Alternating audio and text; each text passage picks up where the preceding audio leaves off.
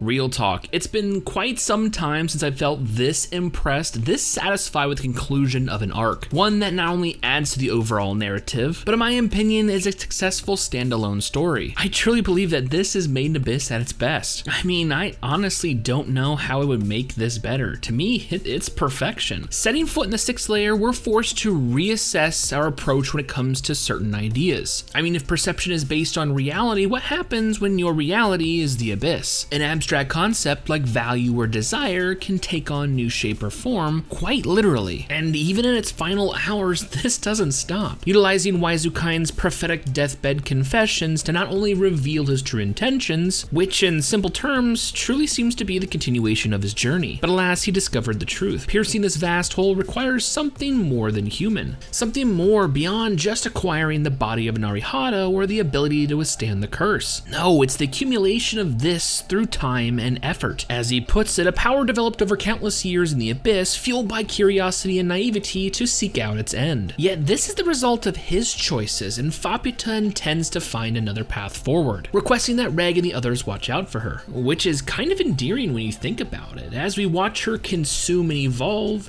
it's like she's becoming the embodiment of everyone that was, inheriting the value of not only her mother, but those of Ganja and the other inhabitants of Iroboro. But what has me most curiously cautious is his final words of warning. With his last dig at Riku and the others, calling them homesick children on a journey through the abyss, he cautions them moving forward. Something more frightful than an unmet dream awaits you at the end of the golden path. At the very least, try to make your dreams a reality and abandon hope. Seriously, what the is that supposed to mean? I mean, is this some kind of reference to Dante's Inferno? Abandon hope, all ye who enter here? Warning our group of the dangers that lay beyond the 6th layer? Casually implying like, hey, maybe you should accomplish your dreams because you're probably gonna die. I mean, I'm pretty sure we're all under the assumption that this was a one-way trip to begin with, so return was never an option. And yet, the guy who vivisected children, force-fed them to others, and mutated a child into a skyscraper so he can live into her is warning us about dangerous shit coming up. Yo, I'm starting to get a little bit worried. I have to admit though, there's something very cathartic seeing the individual responsible for so much of the torment going on in this season vanish into nothingness. If those consumed by Faputa are now a part of her, in a sense, their journey continues. So it's kind of gratifying knowing that this is a true end to his journey. If that statement doesn't make it abundantly clear, I don't like Wazukain at all. And yet he was such an integral part of the overall story and in turn the birth of Faputa. Speaking of the Narihata princess, her evolution is the highlight of this season. Not only is there a physical progression we see in the form of her consuming the inhabitants and in turn the remnants of her mother and siblings, thus metamorphosizing as Gabarun would put it, but through these experiences she has made great strides in both her mental and emotional development. I believe that she was born somewhat incomplete, inheriting a single solitary wish at the moment of her birth, becoming the embodiment of Irimui's rage and the desire for revenge, a compulsion we see compelling her to destroy even in the midst of danger, and coming face to face with unknowns, like the inhabitants willing to give themselves over. And yet the more she performs her duties, the less constrained she is by them, and upon finally realizing Irimui's wish, it's as if the shackles have been lifted. No longer focused solely on revenge, she is able to choose her own path forward. Talk about poetically ironic. Irumui had to become Iroboro, but Iroboro had to be destroyed so Faputa could be free. It's like the last parting gift Irumui could give her child. Her character arc is just so good. I mean, could you see day one Faputa show any kind of empathy or sympathy towards the Narihata Veiko dying in her arms? And yet she cries for this person she does not know. I honestly believe her mother would be proud. Irumui's tale also reaches its inevitable conclusion, with Faputa finally freeing her from her living hell. It's funny though, right? We're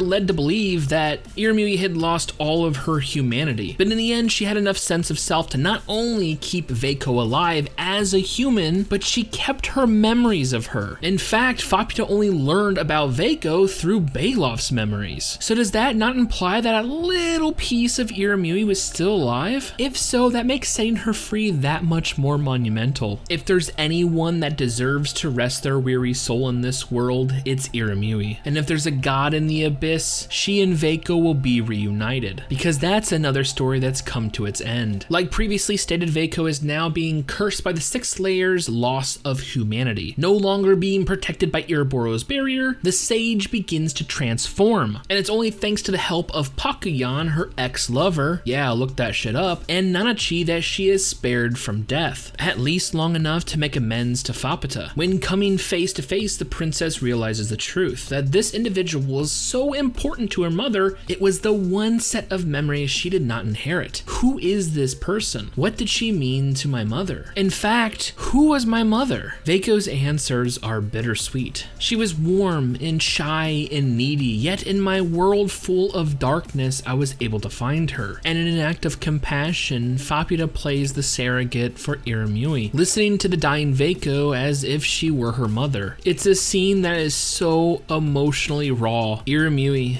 Veiko, Mugi, Ma, all of Ganja, everyone is gone, and yet there's this sense of fulfillment. The story of Iroboro is over, yet Fapita's has just begun, and what a journey it'll be, especially if she decides to take Reg up on his offer and continue their adventure to the bottom of the abyss. She's definitely gonna say yes. Let's face it, Reg is her Haku, wrapping up the season finale as an afterthought from Veiko. So here's my interpretation. To me, they seem to be a final farewell to Iramui, a love letter of sorts, alluding that she was the radiant light in her world of darkness, while reassuring her that her child is about to begin her own adventure. This makes me harken back to earlier in the episode where Veiko alluded to knowing Iramui's true wish, and it wasn't just a child. I believe it was to be loved, and I think she was. So in her way, her wish came true. And that's it. Season 2 is officially over. But let's not cry because it's over. Let's smile because it happened, even though there are a lot of teary-eyed moments in this episode. So where do we go from here? Well, basically we've caught up to the manga. Today's episode adapted chapters 58 through 60, and it seems that there's only 63 chapters available. And what makes matters a little bit more complicated is the author is only pushing out 1 volume per year. And unless the studio in charge decides to push out anime original content, it'll unfortunately be quite some time before we get any more Made in Abyss anime. Here's hoping that the success of this season will be recognized. Maybe we'll get some kind of author-studio collaboration on some OVAs or possibly some movies. But for now, it definitely seems like this is going to be a waiting game. Well, at least I have the English dub to look forward to. Hell, maybe I'll even check out the video game Binary Star Falling into Darkness. So I have to ask, what did you think of today's episode, the finale of Made in Abyss Season 2? Did you guys hate it? Did you love it? Do you want some more of it? Well, I do. So with all that being said, and fingers crossed, more Made in Abyss in the future, I cannot wait for future episodes.